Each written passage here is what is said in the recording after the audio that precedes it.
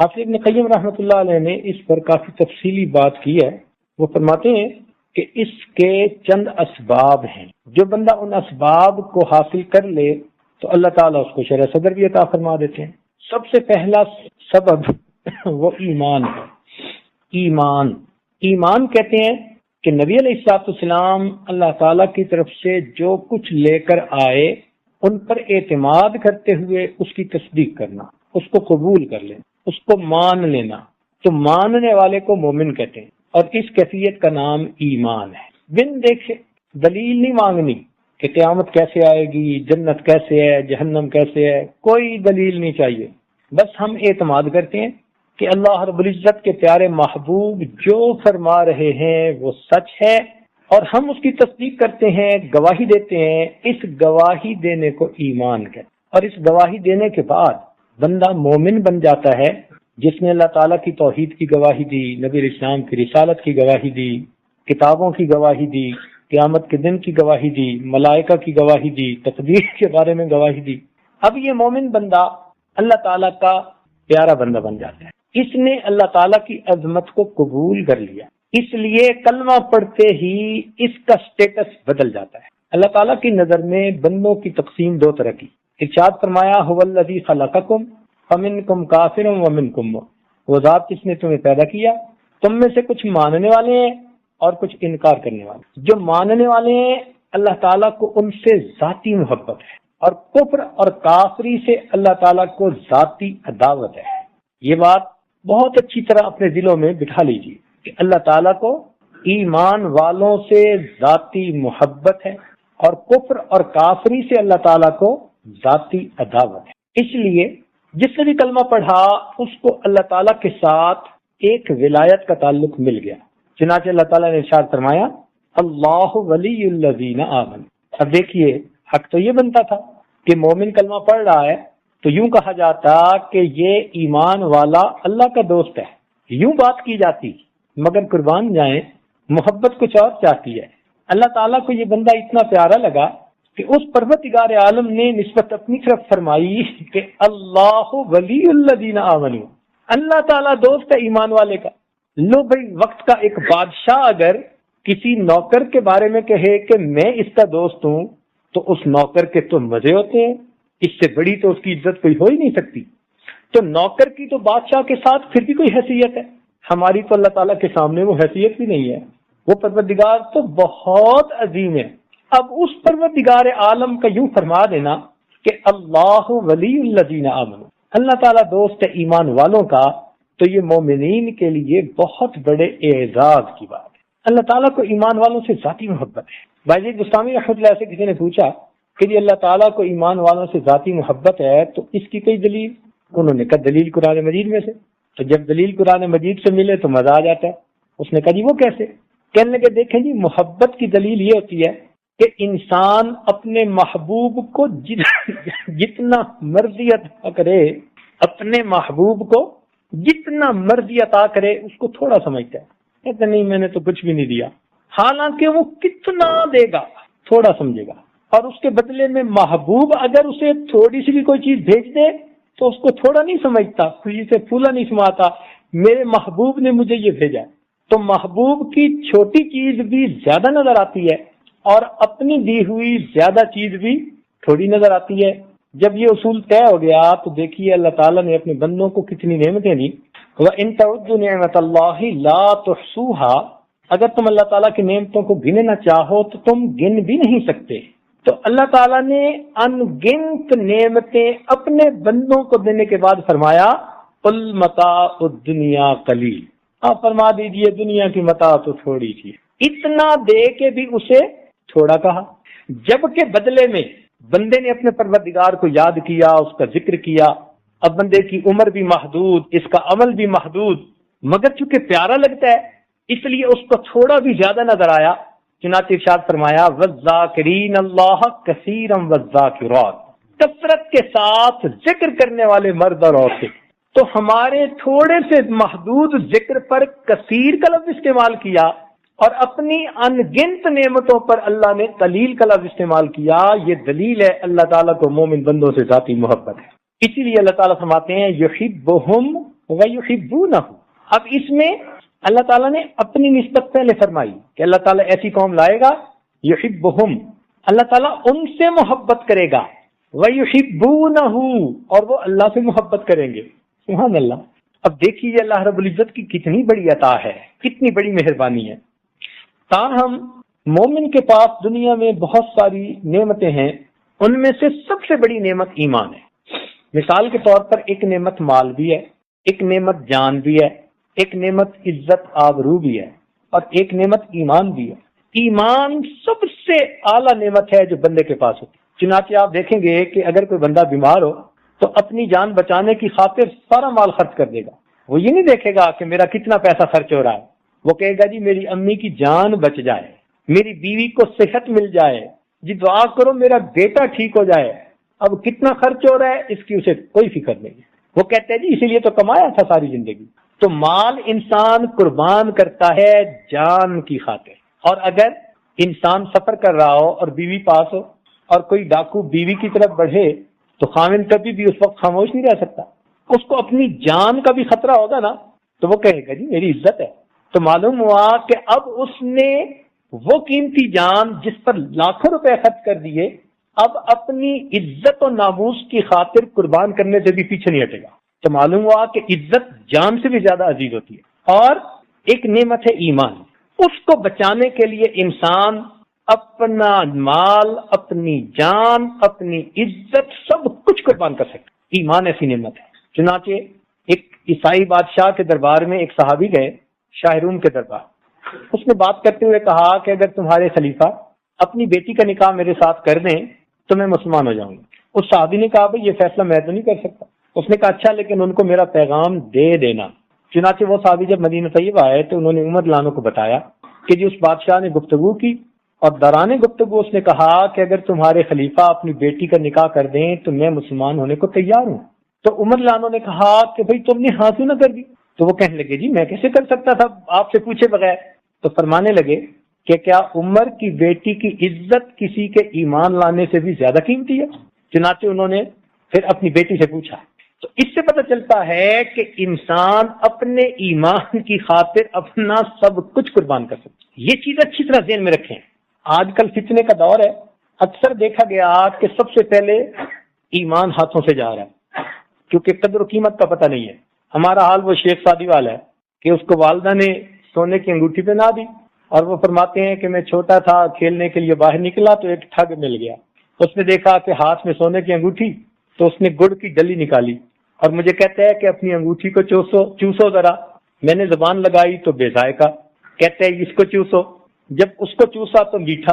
کہتا ہے میٹھی چیز لے لو پھیکی چیز دے دو. تو کہتے ہیں میں اتنا چھوٹا نادان تھا کہ میں تیار ہو گیا، چنانچہ میں نے گڑ کی ڈلی لے لی، سونے کی انگوٹھی دے لی. آج یہی حال ہو رہا کہ شیطانی قوتیں اس طرح ایمان والوں کو گھیر رہی ہیں کہ ان کو دنیا کی گڑ کی ڈلی دے رہی ہیں اور ان سے ایمان کی دولت لے رہی ہیں اور بڑے ہنسی خوشی اس سودے پہ تیار ہو جاتے. ذرا کسی کو موقع ملے کسی ترقی یافتہ کافروں کے ملک میں جانے کا، اچھا بھلا سیٹ ہے، اولاد نیک ہے، اچھا ہے، کاروبار ہے، بھاگے گا ادھر جی مجھے وہاں کی رہائش مل رہی ہے اور یہ نہیں پتا کہ وہاں جاؤں گا تو میری اگلی نسل ایمان پر رہے گی یا نہیں رہے گی. کوئی نہیں پتا. یہ کیوں فیصلے بندہ کرتا ہے؟ جب ایمان کی ویلیو کا پتہ نہیں ہوتا. اور جب اہمیت کا پتہ ہو پھر ساری دنیا کی نعمتوں کو ٹھوکر مار دیتا ہے. کہتے ہیں کہ میں خشک روٹی کھا کر گزارا کر لوں گا، میں اپنے ایمان کا سودا نہیں کرتا. تو ایمان بہت قیمتی نعمت ہے. اس لیے نبی اسلام نے ایک حدیث میں صحابی رضی اللہ عنہ کو فرمایا کہ اگر تجھے ایمان سے ہٹانے کے لیے کوئی پھانسی دے دے یا آگ میں بھی ڈال دے تو تو اپنے ایمان سے پیچھے مت ہٹنا. اور ہم بھی دلوں میں یہی نیت رکھیں کہ اے اللہ ہم آزمائش کے قابل نہیں ہیں، لیکن ہماری نیت یہ ہے کہ ہم ہر چیز قربان کر سکتے ہیں مگر ہم ایمان کی حفاظت کریں، اور اس کی حفاظت میں اے مالک تو ہماری مدد فرما دینا. ایمان کے بارے میں متفکر رہا کریں، بالکل چٹان اس کے اوپر بندہ ہو جائے. چنانچہ آپ نے دیکھا جادوگروں نے حضرت موسیٰ علیہ السلام کے سامنے جو ایمان لے کے آئے تو فرعون نے کہا کہ میں تمہارے ایک طرف کا بازو اور ایک طرف کی ٹانگ کاٹ دوں گا تاکہ تمہارا بیلنس ہی نہ رہ سکے، کھڑے ہی نہ ہو سکو. تو انہوں نے کہا تھا فقد ما انت قادر، جو تو کر سکتا ہے تو کر لے، اب ایمان دل میں آ چکا، اب ہم اس سے پیچھے ہٹنے والے نہیں۔ سیدنا عمر رضی اللہ عنہ کے زمانے میں ایک تابعی تھے، ان کو بھی اسی طرح کسی کافر بادشاہ نے گرفتار کر لیا۔ بڑی اس نے کوشش کی کہ وہ ان کے دین پہ آ جائیں، مگر نہیں، حتیٰ کہ اس نے ان کو ڈرانے کے لیے تیل گرم کروایا، کہا میں تمہیں اس میں ڈال دوں گا۔ انہوں نے گرم تیل کو کھولتے دیکھا تو آنکھوں میں سے آنسو، تو بادشاہ سمجھا کہ یہ ڈر گئے ہیں، میری بات مان لیں گے، تو اس نے کہا جی کہ آپ میری بات مان لیں، میں آپ کو نہیں ڈالتا۔ کہنے لگے بدبخت، کیا تو سمجھتے ہے کہ میں اس لیے ڈر رہا ہوں کہ تو مجھے ڈال دے گا، تو پھر رو کیوں رہے ہو؟ کہنے لگے رو تو اس لیے رہا ہوں کہ مجھے خیال آیا میرے جسم میں ایک جان ہے، تو مجھے ڈالے گا، میری جان چلی جائے گی۔ اے کاش آج جتنے میرے بدن پر بال ہیں اتنی جانیں ہوتی، اتنی مرتبہ تو مجھے ڈالتا، میں اتنی جانوں کا نذرانہ اپنے رب کو پیش کر دیتا۔ ان لوگوں کو ایمان کی قدر و قیمت کا پتہ تھا۔ چنانچہ سیدنا صدیق اکبر رضی اللہ عنہ کے زمانے میں مسیلمہ کذاب ایک جھوٹا نبی پیدا ہوا، اور اس کے ساتھ پھر صدیق اکبر رضی اللہ عنہ کو فوجیں بھیجنی پڑی۔ ایک مومن تھے، تابعی تھے، ابو مسلم خولانی رحمت اللہ علیہ، وہ کہیں اس کی فوجوں کو قابو آ گئے، تو مسیلمہ کذاب نے کہا کہ بھائی تم مجھے نبی مانو، وہ کہنے لگے ہرگز نہیں۔ اس نے کہا میں تمہیں آگ میں ڈلوا دوں گا، کہنے لگے جو مرضی کر۔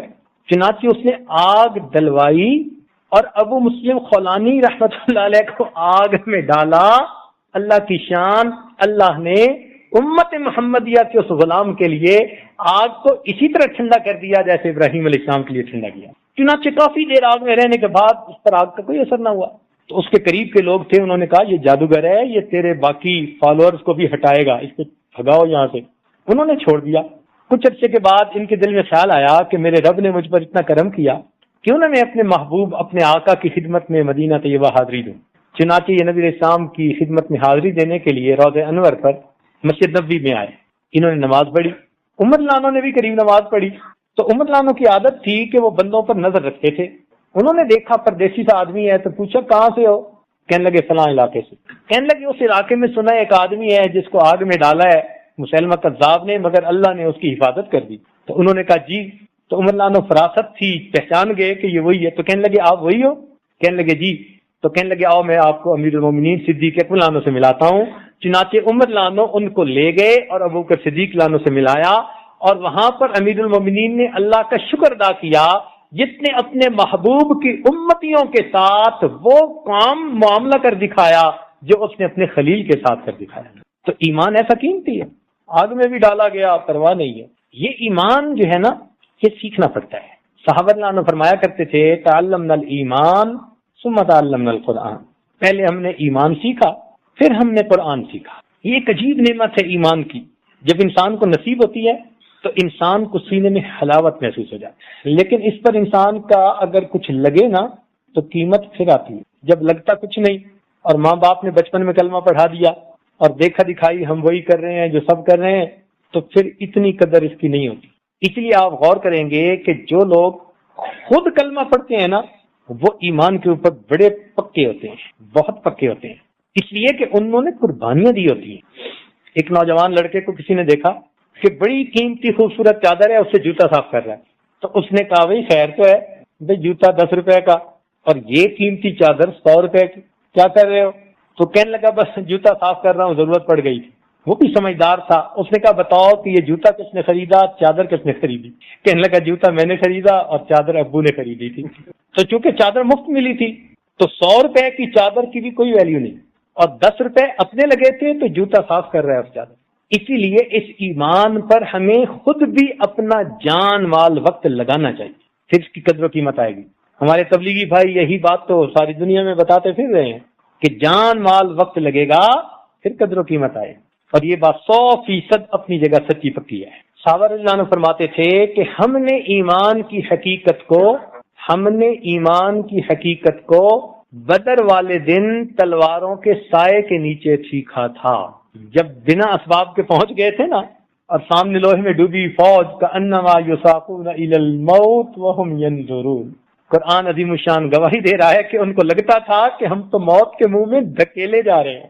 جب سب اسباب پیچھے رہ گئے تھے اب مسبب الاسباب کی طرف توجہ گئی۔ ایسے ایمان بنتا ہے۔ تو جو ایمان انہوں نے تلواروں کے سائے کے نیچے سیکھا، آج ہم لوگ پنکھوں کی ٹھنڈی ہوا کے نیچے بیٹھ کے سیکھنا چاہتے ہیں۔ اللہ رب العزت کو ان کا ایمان اتنا پسند آیا کہ دلوں کے بھید جاننے والے اس پروردگار نے فرمایا اولئک هم المؤمنون حقا، کہ یہ سچے مومن ہیں۔ اور پھر اللہ تعالیٰ نے صحابہ کے ایمان کو معیار بنا دیا، باقی لوگوں کے لیے نمونہ بنا دیا۔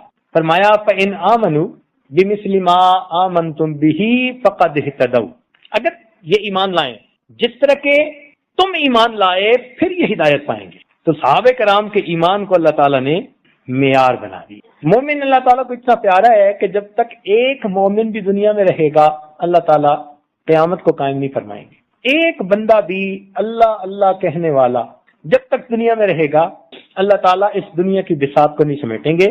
اس سے آپ ایمان کی طاقت کا اندازہ لگائیے کہ وہ پوری اس دنیا کے محفوظ رہنے کا، سلامت رہنے کا سبب بنا ہوا ہوتا ہے ایک بندے کا ایمان۔ اب اس پر علمی گفتگو بھی بہت تفصیل سے ہوتی ہے، جو محدثین کرتے ہیں طلباء کے سامنے، کہ امام شافعی رحمۃ اللہ نے کہا کہ انا مؤمن انشاءاللہ، اور امام اعظم رحمۃ اللہ نے فرمایا انا مؤمن حقا، پکا مومن۔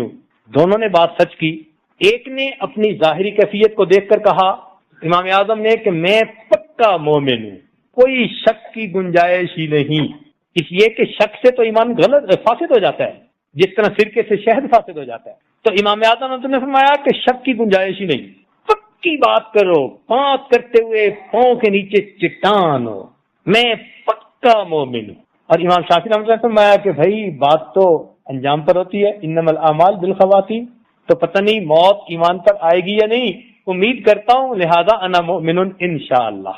بہرحال آج کے زمانے میں ہم جیسوں کو تو انا مؤمن حقا یہ دلوں کے اندر پکا کر لینا چاہیے، اس لیے کہ ذرا سی بھی آپ گنجائش رکھیں گے نا تو شیطان کو دروازہ مل جائے گا، وہیں سے شک ڈالنے شروع کر دے گا۔ امام راضی رحمۃ اللہ علیہ نے وجود خداوندی پر 100 دلائل جمع کیے تھے، تو ایک مرتبہ شیطان ان کے سامنے آیا تو انہوں نے فرمایا دیکھ میرا ایمان کتنا پکا۔ کیسے؟ کہ میں نے 100 دلائل اکٹھے کیے ہیں اللہ تعالیٰ کے وجود کے بارے میں۔ ان کا آپ کا ایمان کچا۔ کہنے لگے ہے یہ کیا بات کر دی، میرا ایمان کچا؟ کہنے لگے ہاں پکا دیکھنے ہیں تو یہ جو دیہاتی جا رہے ہیں نا اس کا ایمان پکا۔ ان کا وہ کیسے؟ کہتے ہیں دیکھیں ذرا۔ اب شیطان اس دیہاتی کے پاس گیا ایک آدمی کی شکل میں، اور جا کے کہتے ہیں کہ اللہ تعالیٰ موجود نہیں ہے۔ جیسے ہی اس نے کہا نا تو دیہاتی نے جوتا اتارا، کہتے ہیں تیری ایسی تیسی خبردار جو تو نے بات کی، بھاگا وہاں سے۔ کہتے ہیں دیکھ ایمان پکا اس کا جو بات سننے کو تیار نہیں، اور تم تو دلائل کی باتیں کرتے ہو، 100 دلیلیں دو گے، میں 100 دلیلوں کو توڑ دوں گا، تمہیں پھر شک پیدا ہو جائے گا، ایمان ضائع ہو جائے۔ تو اس لیے ایمان کے معاملے میں ٹھوس اور پکا اس دیہاتی کی طرح بات ہی نہیں سننی ہم نے کوئی اس کے خلاف۔ لہذا شرع شریف کے خلاف کوئی کسی کی عقل کی باتیں مت سنیں۔ آج کے دور میں انٹرنیٹ پہ ادھر ادھر کفر نے ایسے سوالات کرنے شروع کر دیے ہیں تاکہ ایمان والوں کا ایمان ضائع ہو جائے، وہ شک میں پڑ جائیں۔ موٹی سی بات، بھئی ہم ہر چیز تو نہیں نہ جانتے، موٹی سی بات ہمیں نہیں پتا، لیکن اتنا ہم مان چکے کہ ہمارا پروردگار ایک ہے، موجود ہے، ہم اس کے خلاف کوئی بات سننے کے لیے تیار ہیں۔ اس طرح پھر ایمان ہر حال میں محفوظ رہے گا، ورنہ تو پھر آج کل بعض جگہوں پر تو مسلمانوں والا نام کہلوانا مشکل ہو گیا لوگوں کے لیے۔ ایمان کی ایک پہچان ہے، نشانی ہے۔ کیا نشانی؟ یہ ہے کہ جب بھی بندہ کوئی گناہ کرتا ہے نا تو دل میں ندامت اور خلش ہوتی ہے۔ گناہ کرنے پر دل میں خلش یا ندامت کا محسوس ہونا یہ ایمان کی علامت ہوا کرتی ہے۔ ہمارے مشائخ نے لکھا کہ ایمان 3 وجوہات سے ضائع ہوتا ہے۔ بڑی اہم بات، ایمان 3 وجوہات سے ضائع ہوتا ہے۔ سب سے پہلے نعمت اسلام کے ملنے پر اللہ کا شکر ادا نہ کرنا۔ جو انسان اللہ تعالیٰ کا شکر ادا نہیں کرتا کہ اللہ آپ کا شکر ہے آپ نے مجھے ایمان والا بنایا، تو یہ شکر ادا نہ کرنا یہ ایک طرح کی ناشکری ہوئی نا، تو ناشکری سے نعمتیں زائل ہو جاتی ہیں، اس ناشکری سے ایمان بندے سے واپس لے لیا جاتا۔ دوسری بات، نعمت اسلام کے چھننے پر بے خوف ہو جانا، یعنی انسان بے خوف ہو جائے اپنے ایمان کے بارے میں، اس کو دل میں یہ خوف نہ ہو کہ پتہ نہیں میں اس نعمت کو موت تک پہنچا بھی سکوں گا یا نہیں سکوں گا۔ جب یہ خوف دل سے نکل گیا، بے خوف ہو گیا، تو پھر بھی اللہ تعالیٰ اس نعمت سے بندے کو محروم کر دیتے۔ اور تیسرا، جو شخص مسلمانوں کی دل آزاری کو معمولی سمجھتا ہو، جو شخص مسلمانوں کی دل آزاری کو معمولی سمجھتا ہو، کہتے ہیں مسئلہ ہی کوئی نہیں، اس کا حق مارا، اس کا یہ کیا، اس کا وہ کیا، اور اس کو سمجھا ہی کچھ نہیں۔ تو فرمایا کہ جو شخص مسلمانوں کی دل آزاری کو معمولی سمجھتا ہو، اس سے اللہ رب العزت اسلام والی نعمت کو واپس لے لیا۔ اب ہر بندے کا جی چاہتا ہے کہ میرا ایمان محفوظ رہے، تو اس کے لیے ایک تھم رول سن لیجئے، موٹا اصول یہ ہے کہ اللہ رب العزت نے ارشاد فرمایا لَإِن شَكَرْتُمْ لَأَزِيدَنَّكُمْ، اگر تم شکر ادا کرو گے تو ہم اپنی نعمتیں اور زیادہ عطا فرمائیں گے۔ لہذا جو مومن ایمان پر اللہ تعالیٰ کا زیادہ سے زیادہ شکر ادا کرے گا، اللہ تعالیٰ اس کو محروم نہیں ہونے دیں گے، اس کے ایمان کو روز بروز بڑھاتے چلے جائے گے۔ تو ایمان محفوظ کرنے کا سب سے بہترین دستور روزانہ اللہ تعالیٰ کا شکر ادا کریں، میرے مولا آپ نے مجھے کلمہ پڑھنے کی توفیق عطا کی، یہ آپ کا احسان ہے، یہ آپ کی مہربانی ہے، میں آپ کا اس پر لاکھ لاکھ شکر ادا کرتا ہوں۔ جتنا ہم اس پر اللہ تعالیٰ کا شکر ادا کریں گے، اتنا اللہ رب العزت ہمارے ایمان کی حفاظت فرمائیں گے، اور ہم موت تک اس کی حفاظت کے ساتھ دنیا سے چلے جائیں گے۔ تو فرماتے ہیں کہ پہلی چیز ہے ایمان لانا، اور دوسری چیز ہے علم کا حاصل کرنا۔ علم سے مراد علم دین، علم دین ایک روشنی ہے، چنانچہ نبی علیہ السلام نے فرمایا العلم نور، علم ایک نور ہے، ایک روشنی ہے، لہذا اس نور کو حاصل کرنے کے لیے ہر مومن کو کوشش کرنی چاہیے۔ ہر بندہ تفصیلی علم تو حاصل نہیں کر سکتا، مگر یہ کہاں لکھا ہوا ہے کہ ہم ساری عمر جاہل ہی رہیں؟ یہ بھی تو کہیں نہ لکھا ہوا۔ لہذا جو جس درجے میں علم حاصل کر سکتا ہے وہ کرتا رہے۔ نبی علیہ السلام نے فرمایا اطلب العلم من المہد الی اللحد، علم حاصل کرو پنگھوڑے سے لے کر قبر میں جانے تک۔ تو جس عمر میں بھی کوئی بندہ ہو وہ مسائل سیکھے، علماء کے پاس بیٹھ کے قرآن پاک کا ترجمہ پڑھے، وہ احادیث مبارکہ پڑھے، وہ دعائیں یاد کرے، ضروریات دین کیا ہیں اس کے بارے میں معلومات کرے۔ ہر مسلمان مرد اور عورت کے اوپر یہ ضروری ہے۔ علم معلومات کا نام نہیں بلکہ ایک نور کا نام ہے۔ چنانچہ امام شافعی رحمۃ اللہ علیہ جب گئے تھے امام مالک رحمۃ اللہ علیہ کے پاس، تو انہوں نے دیکھ کر فرمایا تھا کہ اے نوجوان، میں تیرے سینے میں ایک نور دیکھتا ہوں، تم اس نور کی حفاظت کرتے رہنا۔ وہ علم کا نور تھا جو اللہ نے ان کے سینے میں عطا فرما دیا۔ اور امام شافعی رحمۃ اللہ کے اشعار بھی پھر اسی طرح ہیں کہ انہوں نے امام وقی رحمۃ اللہ علیہ سے پوچھا تھا کہ میں بھول جاتا ہوں، تو انہوں نے کہا کہ گناہ چھوڑ دو، تو فرماتے ہیں شکوت الی وقی سوء حفظی فاوصانی الی ترک المعاصی فان العلم نور من الہی ونور اللہ لا یعطی لعاصی۔ علم اللہ تعالیٰ کا نور ہے، اور اللہ تعالیٰ کا نور یہ گناہ گار کو نہیں دیا جاتا۔ حضرت مفتی محمد شفیع رحمۃ اللہ علیہ نے ایک مرتبہ پوچھا طلباء سے علم کا مفہوم کیا ہے؟ کسی نے کہا جاننا، کسی نے کہا پہچاننا، طلباء جواب دیتے رہے، حضرت خاموش رہے۔ کسی نے کہا کہ حضرت آپ ہی بتا دیں کہ علم کا مفہوم کیا ہے؟ تو حضرت نے بتایا، فرمایا کہ علم وہ نور ہے، علم وہ نور ہے جس کے حاصل ہونے کے بعد اس پر عمل کیے بغیر چین نہیں آتا۔ علم وہ نور ہے کہ جس کے حاصل ہونے کے بعد اس پر عمل کیے بغیر چین نہیں آتا۔ یہ کیفیت ہے تو یہ نور نصیب ہو گیا، اور اگر نہیں تو پھر یہ علم نہیں، یہ وبال۔ چنانچہ ہمارے اکابر نے لکھا کہ جب دارالعلوم دیوبند میں پڑھانے والے بھی صاحب نسبت ہوتے تھے، پڑھنے والے بھی کئی صاحب نسبت ہوتے تھے، تو فرماتے ہیں کہ اس وقت طلباء کا یہ حال ہوتا تھا کہ جب دارالحدیث سے حدیث کا سبق پڑھ کے نکلتے تھے تو ان کے چہروں پہ اتنا نور ہوتا تھا کہ باہر نکلنے والے لوگ، دیکھنے والے لوگ یوں سمجھتے تھے کہ یہ معتکف حضرات ہیں جو اعتکاف کے بعد واپس نکل رہے ہیں۔ یعنی جیسے معتکف کے چہرے پہ نور ہوتا ہے نا اعتکاف کے مکمل ہونے پر، ایسے وہ فرماتے ہیں کہ حدیث کا درس سننے پر ہمارے چہروں پہ نور آ جاتا۔ چنانچہ اکمال الشیخ میں لکھا کہ علم نافع وہی ہے جس کی شعائیں سینہ و دل میں پھیل جائیں اور شکوک و شبہات کے پردوں کو پھاڑ دیں۔ لیکن ہمارے اکابر نے فرمایا کہ جتنا علم بڑھے اتنا خوف خدا بھی بڑھنا چاہیے۔ انما یخشی اللہ من عبادہ العلماء، کہ بے شک اللہ تعالیٰ سے ڈرتے ہیں وہی لوگ جو علم والے ہیں۔ تو علم جتنا بڑھے اتنا ہی خوف خدا بھی دل میں بڑھتا چلا جائے۔ حدیث پاک میں آتا ہے کہ بے شک علم کے ساتھ سو جانا جہالت کے ساتھ نماز پڑھنے پر زیادہ فضیلت رکھتا ہے۔ چنانچہ حدیث پاک میں آتا ہے کہ جب کوئی آدمی محتاج ہو اور وہ کسی دروازے پر روٹی کا سوال کرے تو اس پر اللہ تعالیٰ 3 بندوں کی مغفرت فرماتے ہیں۔ جس نے مال کمایا اس کی بھی مغفرت، جس نے کھانا پکایا اس کی بھی مغفرت، اور جس نے اس فقیر تک کھانا پہنچایا اللہ تعالیٰ اس کی بھی مغفرت فرما دیتے، 3 بندوں کی مغفرت۔ جس نے روٹی کا سوال کیا، محتاج فقیر آدمی، لیکن جس طالب علم نے علم کا استاد سے سوال پوچھا تو اس سوال کے پوچھنے پر اللہ تعالیٰ 4 بندوں کی مغفرت فرماتے ہیں۔ سب سے پہلے سوال پوچھنے والے کی مغفرت ہو جاتی ہے، دوسرا جواب دینے والے کی بھی مغفرت ہو جاتی ہے، استاد کی، تیسرا جو گرد بیٹھے ہوتے ہیں محفل میں سننے والے ان کی بھی اللہ مغفرت کر دیتے ہیں، اور چوتھا جو اس محفل کے انعقاد کا ذریعہ بن رہے ہیں وہ معاونین حضرات اپنے گھروں میں بیٹھے ان سے محبت رکھنے کی وجہ سے ان کی بھی مغفرت کر دی جاتی ہے۔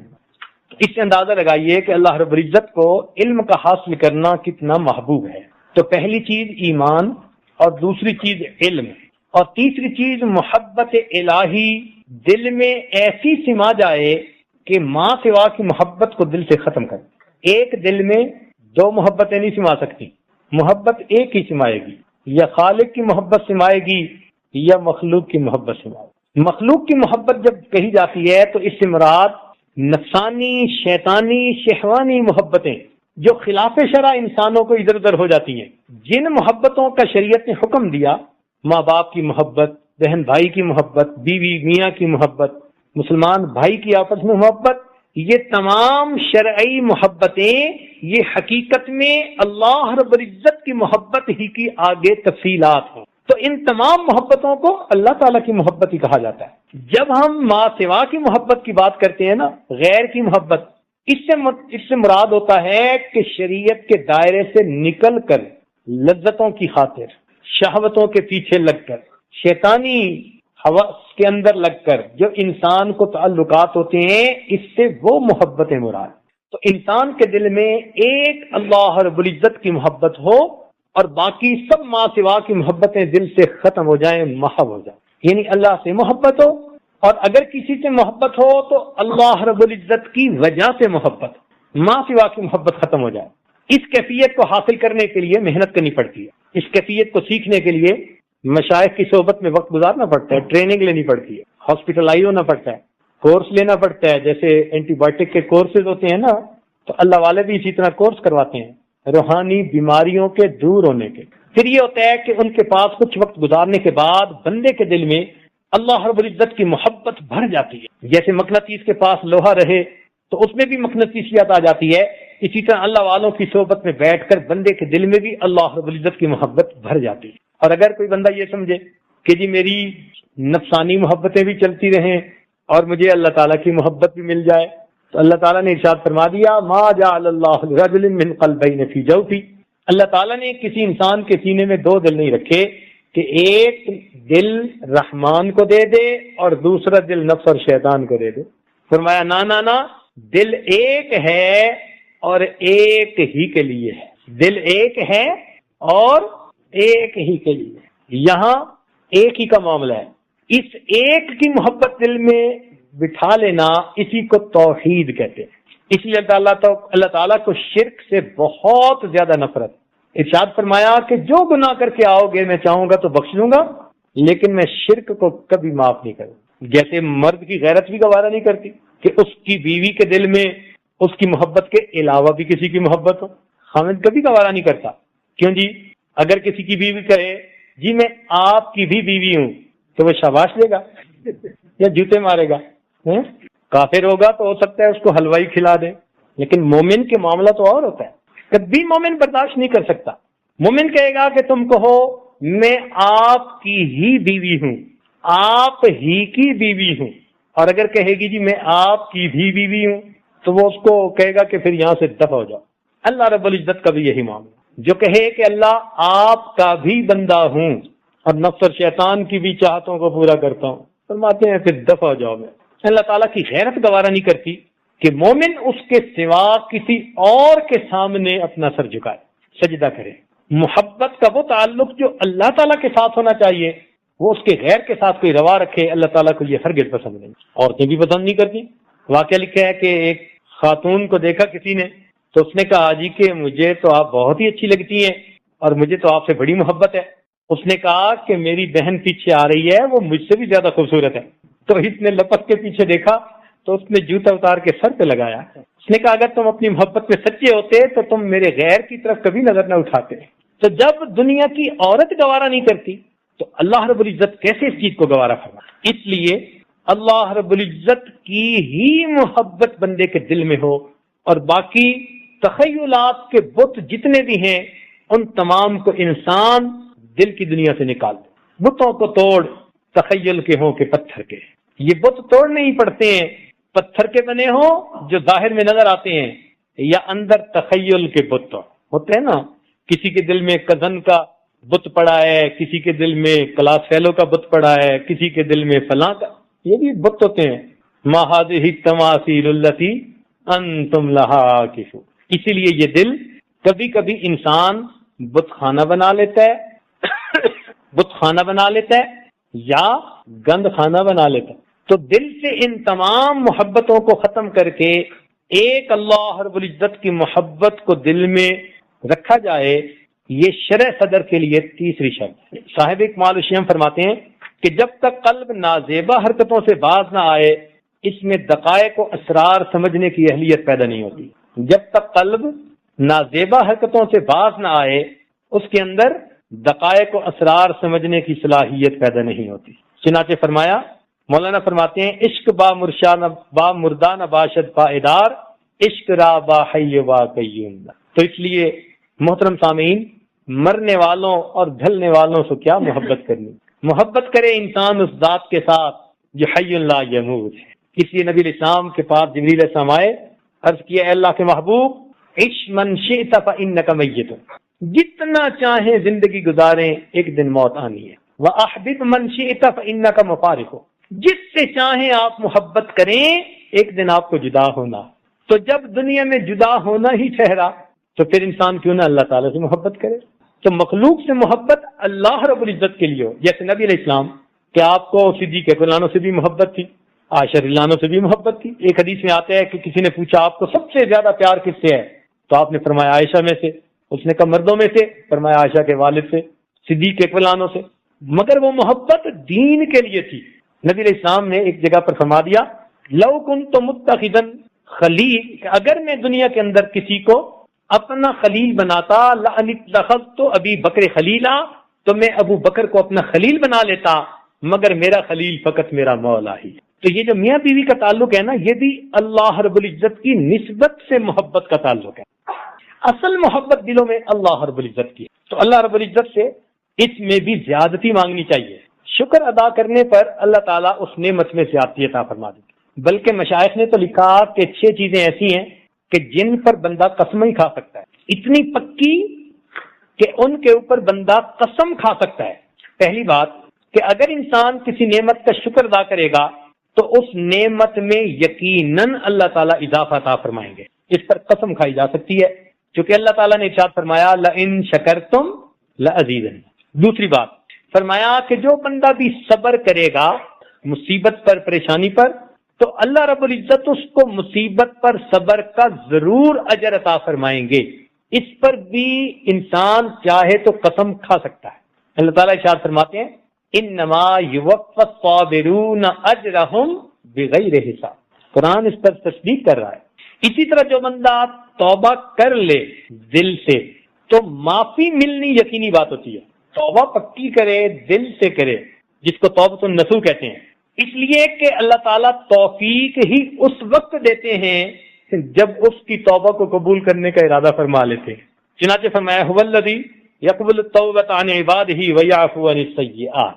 اسی طرح جو انسان استغفار کثرت کے ساتھ کرتا ہے اللہ تعالیٰ اس کے رزق میں برکتیں عطا فرماتے ہیں. کثرت رزق کے ساتھ اللہ تعالیٰ اس کو رزق میں یقینی برکتیں عطا فرماتے ہیں. فَقُلْتُ اسْتَغْفِرُوا رَبَّكُمْ إِنَّهُ كَانَ غَفَّارًا يُرْسِلِ السَّمَاءَ عَلَيْكُمْ مِدْرَارًا وَيُمْدِدْكُمْ بِأَمْوَالٍ وَبَنِينَ وَيَجْعَلْ لَكُمْ جَنَّاتٍ وَيَجْعَلْ لَكُمْ أَنْهَارًا. دیکھا اسی طرح فرماتے ہیں پانچویں چیز کہ دعا کے بعد قبولیت کا ہونا یقینی ہے.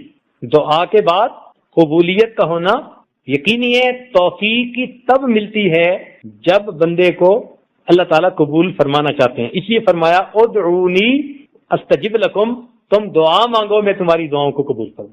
ہاں اللہ کہ کوئی ایسا بڑا عمل ہے کہ جس سے دعا ہی بیکار ہو جاتی ہے. جیسے نبی السلام نے فرمایا کہ اس کا کھانا حرام، اس کا لباس حرام، وہ خلاف کعبہ کو پکڑ کے بھی دعا مانگے تو قبول نہیں ہوتی، اس لیے کہ وہ حرام کی نحوست کی وجہ سے. اگر یہ نحوستیں نہ ہو اور حلال پاکیزہ زندگی گزارنے والا بندہ اپنے رب سے دعا مانگے، اللہ تعالیٰ بندے کی دعا کو کبھی بھی رد نہیں فرمائے. اور چھٹی چیز، جو بھی انسان اللہ رب العزت کے راستے میں اپنے مال کو صدقہ کرتا ہے، اللہ تعالیٰ اس مال کے بدلے میں اس کو ضرور مال عطا فرما دیتا. نبی علیہ الصلوۃ والسلام نے حدیث پاک میں قسم اٹھا کر فرمایا، یعنی اللہ رب العزت کے محبوب کا ویسے ہی فرما دینا بڑا کافی تھا کہ ایک سچے کی زبان سے یہ کلمات نکلتے، مگر نہیں، اللہ تعالیٰ کے محبوب نے قسم کھا کر فرمایا کہ صدقہ کرنے سے اللہ تعالیٰ انسان کے مال میں کمی نہیں ہونے دیتے.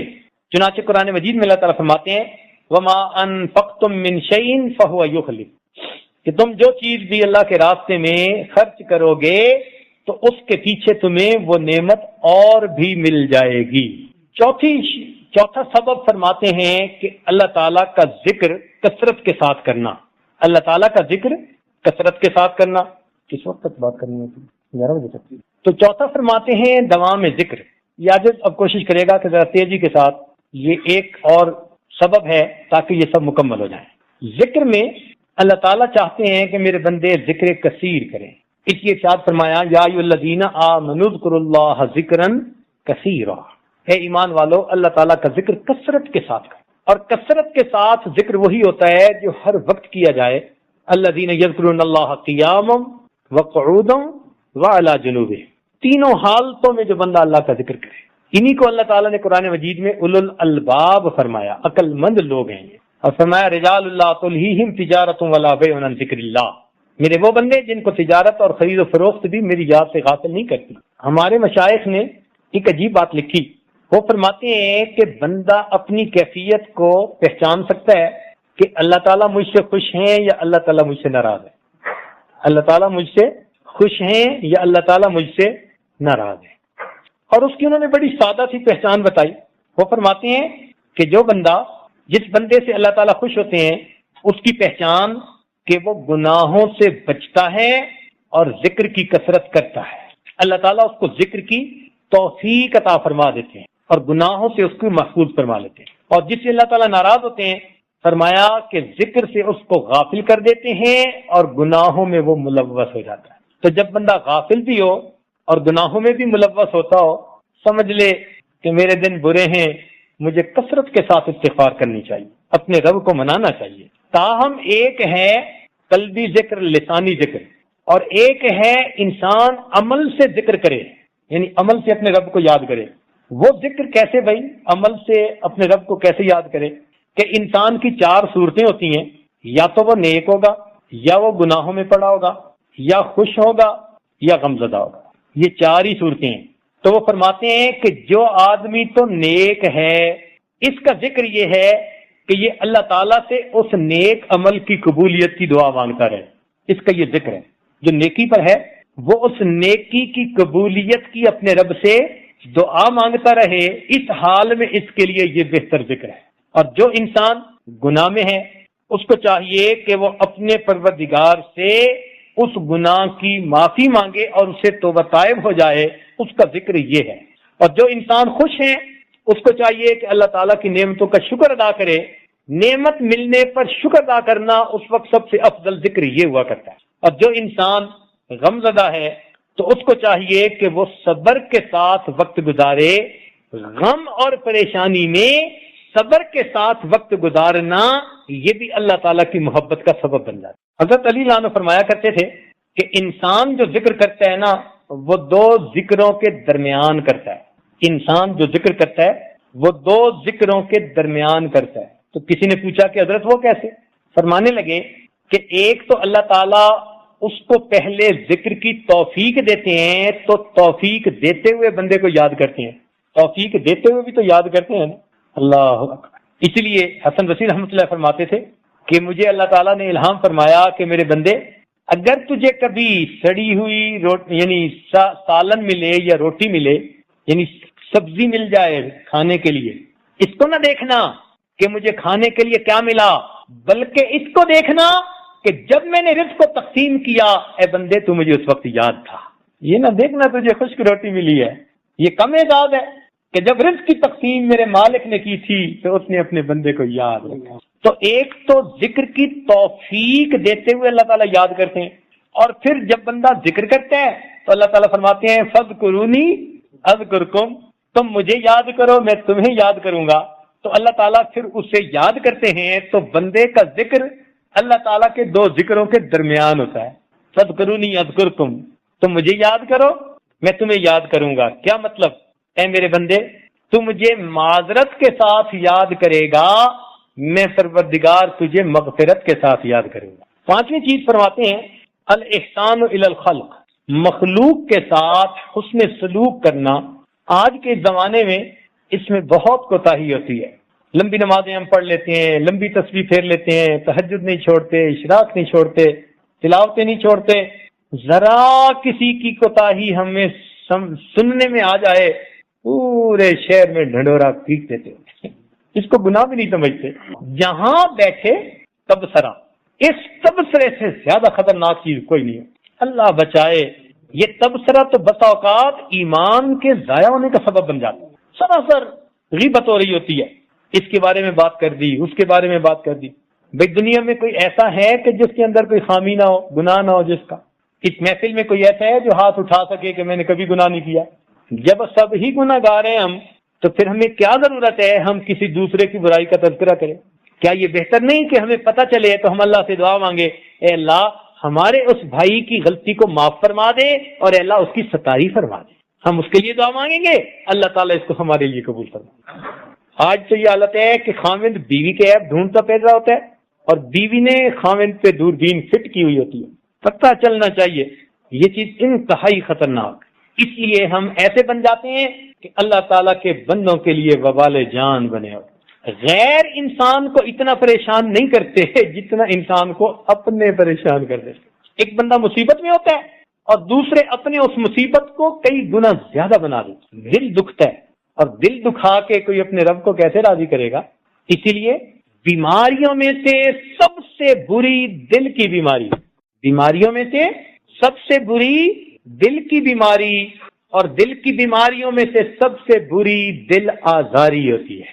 دل آزاری نہیں کرنی چاہیے، کسی کا دل نہیں دکھانا چاہیے، بلکہ کہنے والے نے تو یہاں تک کہا مسجد ڈھا دے مندر ڈھا دے جو کچھ ڈھہنے، مسجد ڈھا دے مندر ڈھا دے جو کچھ ڈھہنے، پر کسے دا دل نہ ڈھاویں رب دلاں وچ رہندا ہے۔ کہ مسجد گرا بیٹھے، مندر گرا بیٹھے، جو گرا بیٹھے پرواہ مت کرنا، کسی کا دل نہ گرا دینا، کہ رب کریم بندے کے دلوں میں بستے ہیں۔